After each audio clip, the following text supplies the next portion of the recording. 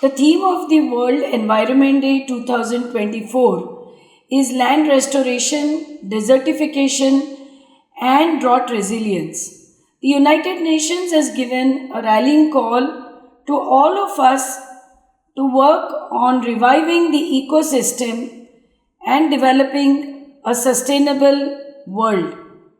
Let us all work together to achieve these goals. On this day, I wish everyone a happy World Environment Day. At the Symbiosis Skills Universities in Indore and Pune, we are working towards achieving these goals for sustainable development.